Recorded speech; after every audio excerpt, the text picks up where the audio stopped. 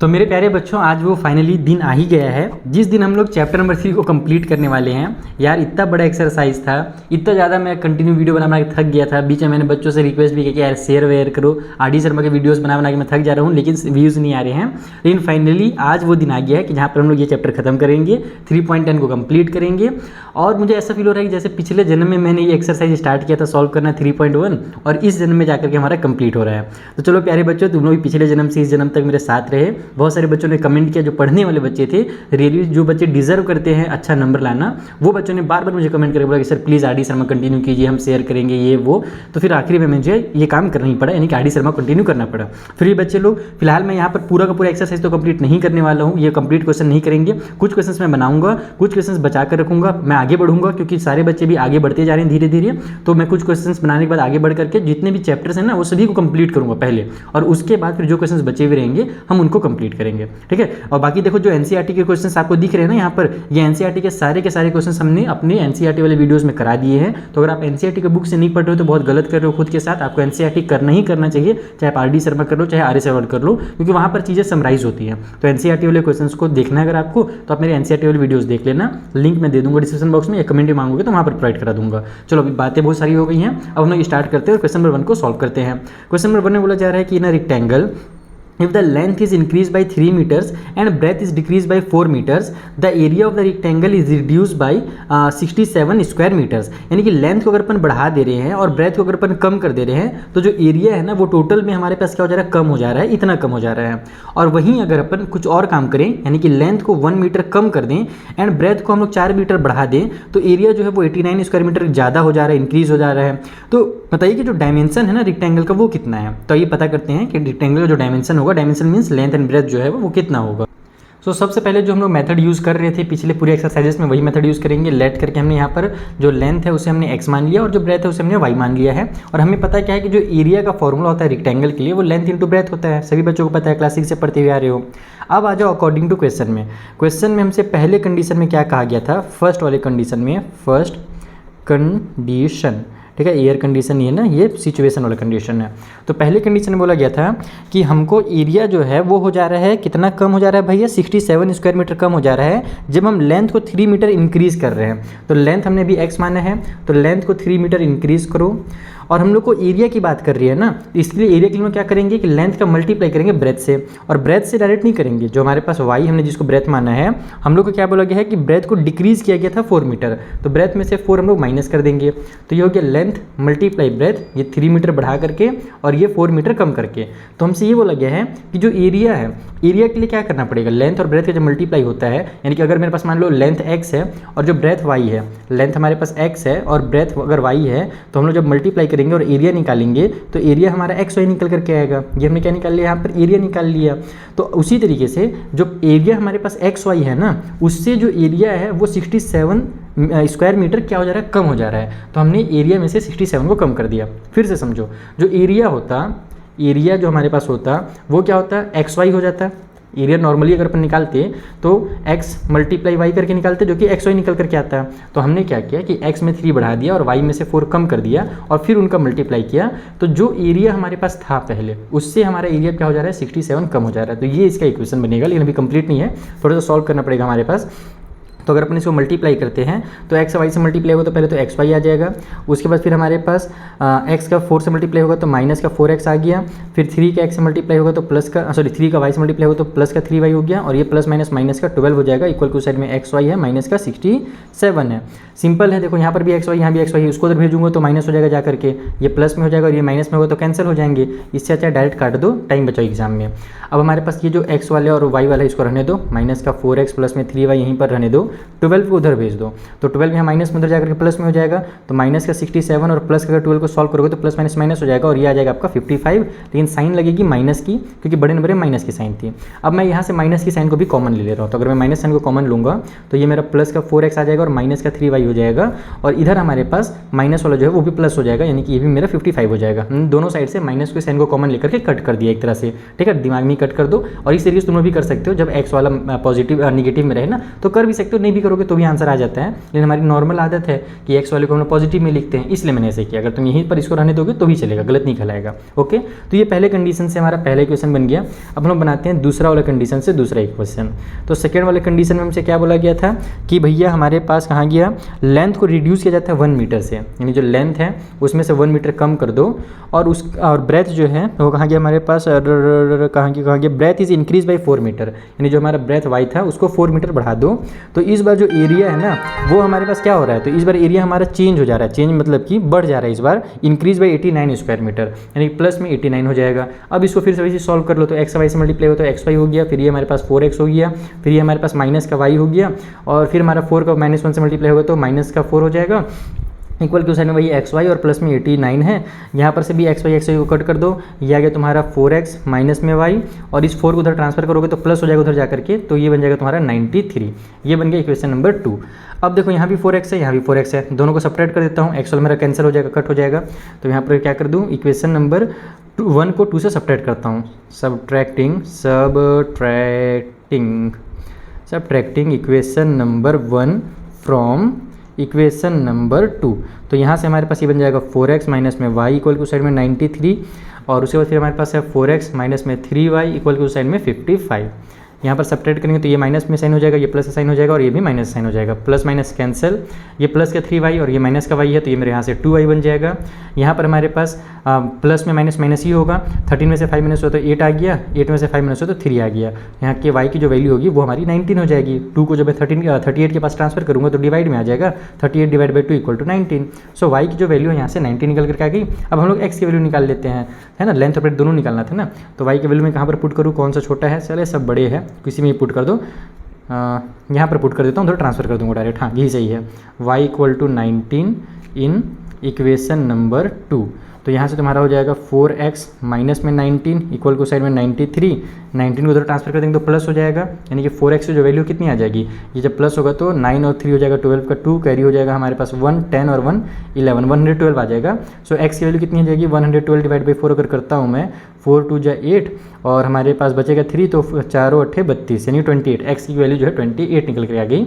It means आपका length और breath जो है वो 28 और 19 होगा। किसी को भी लेंथ, देखो हमने शुरू में x को लेंथ माना था, है ना, जरूरी नहीं कि आप यहाँ पर लेंथ और ब्रेथ लिखो, तुम लोग डायरेक्ट एग्जाम में लिख सकते हो कि dimensions of the rectangle are 28 and 19 metres. ठीक है, डायमेंशन जो है ना वो हमारे 28 19 हो गए, क्योंकि लेंथ और ब्रेथ हम लोग नहीं लिख सकते ना, हो सकता है कि ये लेंथ हो सकता है ये ब्रेथ हो, ये ब्रेथ हो, लेंथ हो, ये ब्रेथ हो, कुछ भी हो सकता है, तो बस डायमेंशन करके लिख देना। तो ये हो गया फाइनल आंसर तुम्हारा फर्स्ट क्वेश्चन का। चलो जो सेकंड क्वेश्चन उससे बनाते हैं, और वीडियो अगर पसंद आ रहा हो बेटा तो अपने फ्रेंड्स के साथ जरूर शेयर करना, उससे मुझे बहुत मोटिवेशन मिलता है। तो देखो जैसे कि मैंने आपको बताया था कि जो एनसीईआरटी वाले क्वेश्चन है ना उनको मैंने पहले ही सॉल्व करा दिया है, तो आप एनसीईआरटी वाले वीडियो से जाकर के देख सकते हो। हमारे चैनल के होम पेज में जाओगे तो वहीं पर आपको प्लेलिस्ट मिल जाएगा पूरे एनसीईआरटी के क्वेश्चंस का। अब हम लोग आते हैं क्वेश्चन नंबर 4 के पास। यहाँ पर हमसे बोला जा रहा है कि अच्छा ये जो है ना क्वेश्चन 4 वाला, ये कार के चार्जेस से रिलेटेड है, और ऐसे क्वेश्चन तुमने पहले भी सॉल्व किए हैं, अभी आगे भी शेप से क्वेश्चन आने वाला है। तो ऐसे क्वेश्चन में क्या किया जाता है कि हर बार जैसे कार का जो चार्ज होता है, मैं आपको एक सिंपल एग्जाम्पल समझाता हूँ। कभी तुम कैब बुक करोगी, क्वेश्चन में ऐसा दिया रहता है कि भैया आपको पहले तो बुक करने का एक चार्ज देना ही पड़ेगा, मान लो 20 रुपये जो चार्ज है वो तो देना ही पड़ेगा, और उसके बाद फिर जो तुम्हारा चार्ज लगेगा ना पर किलोमीटर का वो अलग रहेगा, यानी 1 किलोमीटर का 5 रुपये, फिर दूसरे किलोमीटर का फिर 5 रुपये, फिर तीसरे किलोमीटर का फिर 5 रुपये, तो 20 रुपये शुरू का, और 3 किलोमीटर तुमने और चला तो 15 रुपये और जोड़ दो, तो टोटल मिला करके तुम्हारा जो 3 किलोमीटर का सफ़र का चार्ज लग गया वो कितना लग गया, तो 15 + 20 हमारा मिल जाएगा, तो हो जाएगा 35 रुपये। तो 35 रुपये हमको टोटल देना पड़ रहा है। उस तरीके से अगर 5 किलोमीटर चलोगे तो 25 रुपये ऐसे देना पड़ेगा, और 20 रुपये और देना पड़ेगा जो फिक्स चार्ज है, तो 25 और 20 हमारा 45 हो जाएगा। तो इस तरीके से चार्ज होता है, और उसी से रिलेटेड क्वेश्चन है, तो इसको समझना ध्यान से। इसमें बोल रहा है कि कार जो है उसको हायर किया जाता है, charges in a city comprise of a fix charge together with the charge for the distance cover, यानी कि यहाँ पर जो हमको चार्ज दिया गया है ना, ये यहाँ पर फिक्स चार्ज को, और जो अलग से जो मैंने आपको चार्जेस बताया कि पर किलोमीटर में जो चार्ज लगता है उसको मिला करके यहाँ पर चार्ज दिया हुआ है। क्या चार्ज दिया हुआ है कि 12 किलोमीटर का जर्नी के लिए जो चार्ज लगेगा वो 89 रुपये लगेगा, एंड 20 किलोमीटर का अगर जर्नी करना है तो 145 रुपये देना पड़ेगा। ये हमें यहाँ पर हिंट में दे दिया है कि भैया 12 किलोमीटर में फिक्स चार्ज और प्लस जो भी चार्ज है हमारे 12 किलोमीटर के लिए वो मिला करके टोटल 89 रुपये है। और अगर 20 किलोमीटर जाना है तो फिक्स चार्ज और प्लस में 20 किलोमीटर का जो भी चार्ज लगेगा उसके लिए 145 मिला करके देना पड़ेगा। तो what will a person have to pay for travelling a distance of 30 kilometre. तो बताइए कि एक बंदे को अगर 30 किलोमीटर चलना है, 30 किलोमीटर का डिस्टेंस कवर करना है, तो उसे कितना चार्ज देना पड़ेगा। चलो पता करते हैं इसे। तो देखो यहाँ पर सबसे पहले तो मैंने ये लिख दिया है कि भैया 2 और 3 वाला हमारा उसमें एनसीईआरटी में सॉल्व है, ताकि जब मैं नोट्स प्रोवाइड करूँ तो बच्चे कंफ्यूज ना हो जाए कि 2 और 3 कहाँ गैप हो गया, उनको पता चल जाएगी चीज़। फोर्थ वाले में हमने क्या किया कि मान लिया कि जो फिक्स चार्ज है वो ₹X है और जो पर किलोमीटर के लिए जो चार्ज है वो ₹Y है। अब आ जाओ अकॉर्डिंग टू क्वेश्चन में। क्वेश्चन में क्या बोला गया है कि एक बंदे को 89 रुपये देना पड़ता है। कितने रुपये देना पड़ता है? 89 रुपये देना पड़ता है। तो ये जो 89 है ये 2 अमाउंट से मिलकर बना है, एक तो फिक्स चार्ज भी दिया होगा और एक पर किलोमीटर के हिसाब से भी दिया होगा। यानी कि जो 89 है उसके लिए उसने X रुपये तो दिया ही दिया है, ये फिक्स चार्ज है, इतना तो देना ही पड़ेगा। लेकिन पर किलोमीटर का जो Y रुपये है तो उसने टोटल कितने किलोमीटर डिस्टेंस कवर किया था? टोटल उसने 12 किलोमीटर का डिस्टेंस कवर किया था पहले वाले कंडीशन में। तो यहाँ पर 12 किलोमीटर के लिए उसे 12Y रुपये देना पड़ेगा। जैसे 1 किलोमीटर के लिए 1Y है, दूसरे किलोमीटर के लिए 2Y होगा, तीसरे के लिए 3Y होगा, चौथे के लिए 4Y होगा, पाँचवें के लिए 5Y होगा। उसी तरीके से टोटल उसने डिस्टेंस जो 12 किलोमीटर कवर किया है तो उसे 12Y देना पड़ेगा ये वाला, और प्लस में फिक्स चार्ज देना पड़ेगा X रुपये। तो दोनों मिलाकर के उसे 89 देना पड़ेगा। तो इसको तुम लेफ्ट में और इसको राइट में भी लिख सकते हो, बस ये मैं आपको समझाने के लिए ऐसे लिखा हूँ। अब मैं इसको उठा करके जो हमारा ट्रेडिशनल तरीका है वैसे लिख भी देता हूँ। चलो X प्लस में 12Y इक्वल टू 89, ये हमारा मेथड है इसे लिखने का। ये बन गया पहला कंडीशन।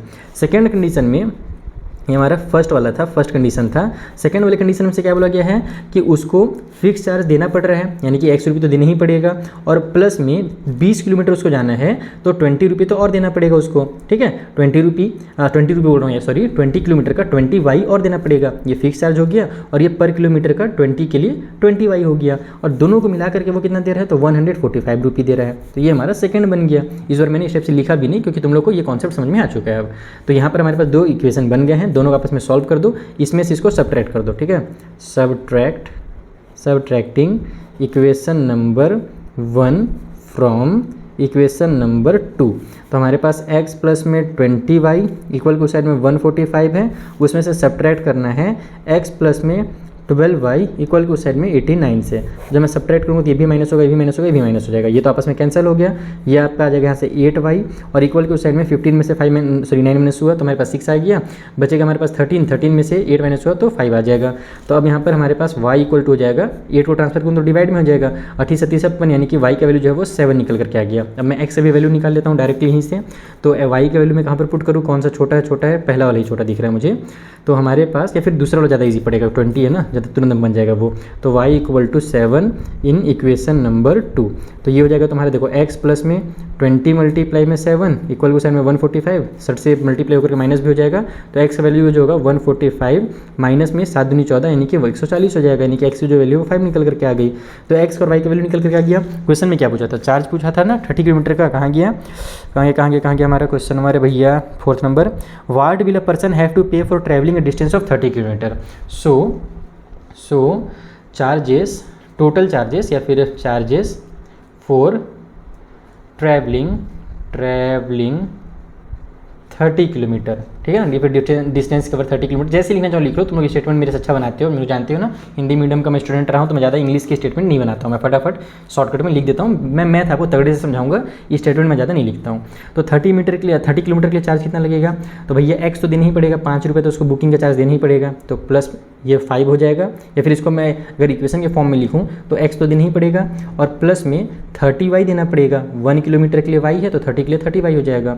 तो यहाँ पर से ये जो बनेगा तुम्हारा x यानी कि 5 और 30y यानी कि 30 मल्टीप्लाई 7, तो ये हो जाएगा 5 प्लस में 7 या 21 यानी कि 210। तो ये मिल गया बेटा 215 रुपया, यानी 30 किलोमीटर चलना है तो 215 रुपये देना पड़ेगा। ये तो बहुत ही ज़्यादा महंगा हो गया, इतना तो हमारे एरिया में बस का चार्ज नहीं है, बस से जाओ, कार से मत जाओ। ठीक है, तो ये बन गया हमारा question number 4 complete. I hope आपको अच्छे समझ में आ गया होगा। चलो जो अगला क्वेश्चन है उसे बनाते हैं। सो देखो जो 5th वाला क्वेश्चन है उसे हम फटाफट सॉल्व कर लेते हैं। 6th वाला क्वेश्चन आपको एक्सरसाइज 3.2 में मिल जाएगा न्यू वाले एनसीईआरटी बुक में, और ये वाला जो है 3.3 एक्सरसाइज में ये क्वेश्चन आपको मिल जाएगा। ठीक है, यहाँ पर मैं एक्सरसाइज भी बता दे रहा हूँ ताकि बच्चों को ज़्यादा दिक्कत ना हो खोजने में। अब देखो 5th वाले में क्या बोला जा रहा है कि a part of monthly hostel charges in a college are fixed and the remaining depend on the number of days one has taken food in the mess। यानी कि भैया हॉस्टल में खाना खाने के लिए आपको चार्ज देना पड़ता है, फ्री में तो मिलेगा नहीं। तो 2 टाइप के चार्ज है। फिक्स चार्ज तो है ही कि आपको पहले बुकिंग करना पड़ेगा खाने के लिए, आपको फिक्स चार्ज मंथली देना पड़ेगा, और साथ ही साथ जितने दिन आप खाना ले रहे हो उतने दिन का आपको चार्ज और देना पड़ेगा अलग से। यानी कि एक कह सकते हो एडमिशन फीस जैसे होता है ना, उस टाइप से एडमिशन फीस है तुम्हारा एक तो पहला वाला फिक्स वाला। अब क्या बोला जा रहा है कि when a student a takes food for 20 days he has to pay 1000, यानी कि एक बंदे ने 20 दिन क्या किया, खाना खाया, तो उसे 1000 रुपये देना पड़ा एज हॉस्टल चार्ज। अरे मैं खाना खाने का कहाँ बोल रहा था यार, ये तो हॉस्टल वाला है ना, सॉरी मैं मैथ्स भी कहीं पे तो मैं पढ़ा ना यार, कहाँ गया, अच्छा ये रहा मैथ्स का, हाँ हॉस्टल चार्ज अलग है और मैथ्स का अलग है, ठीक है अभी मैं समझा, मैं खुद ही ध्यान से नहीं पढ़ रहा था, कोई दिक्कत नहीं, मतलब जो मैं समझा था वही चीज़ है कि भैया फिक्स चार्ज देना पड़ेगा और उसके बाद मैथ्स में जितना दिन खाना खाओगे वो भी देना पड़ेगा, ठीक है। तो हमारे पास एक बच्चे ने यानी कि 20 दिन खाना खाया और उसे 1000 देना पड़ा है एज हॉस्टल चार्ज।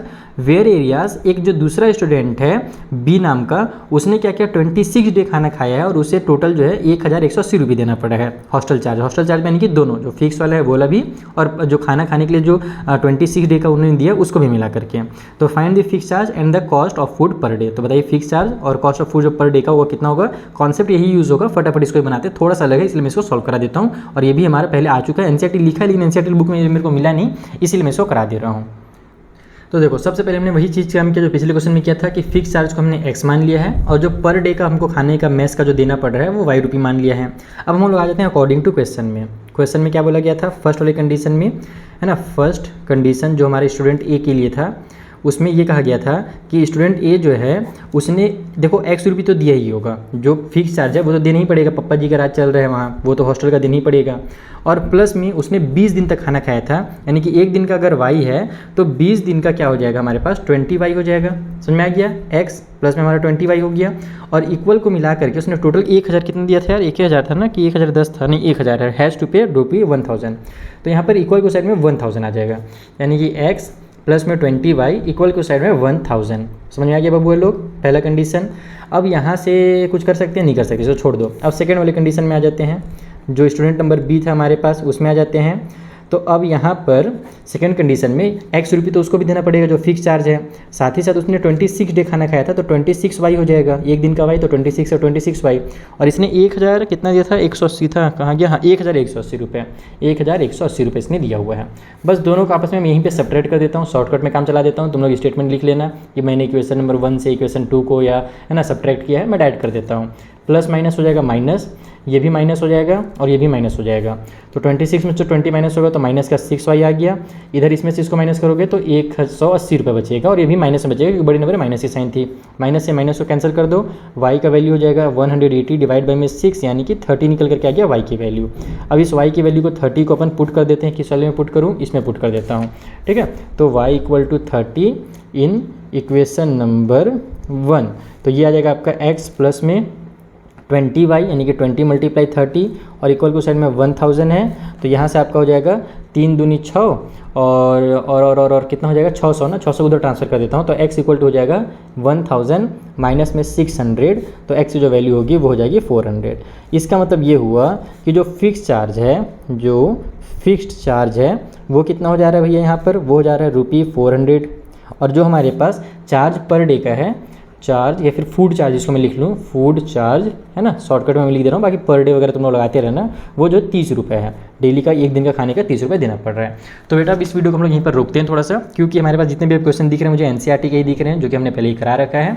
तो बाकी वीडियोस अगर आपको आगे के देखने हैं एक्सरसाइज चैप्टर नंबर 4 का, तो जल्दी से आप लोग डिस्क्रिप्शन बॉक्स में जाइए, वहाँ पर आपको चैप्टर नंबर 4 के भी वीडियोज़ की लिंक मिल जाएंगे, मैं उसे भी जल्दी से जल्दी बना करके अपलोड करूँगा और उसी तरीके से मैं आगे हर चैप्टर को कंप्लीट करता जाऊँगा। जो क्वेश्चन बच जाएंगे उनको हम लोग दोबारा में रिपीट कर लेंगे, यानी कंप्लीट कर लेंगे, ठीक है। तो चलो अब मिलते हैं नेक्स्ट वीडियो में। इस वीडियो को जरूर अपने फ्रेंड के साथ शेयर कीजिए, पसंद आया हो तो लाइक कीजिए, कुछ गड़बड़ लगा हो तो कमेंट करके जरूर बताइएगा।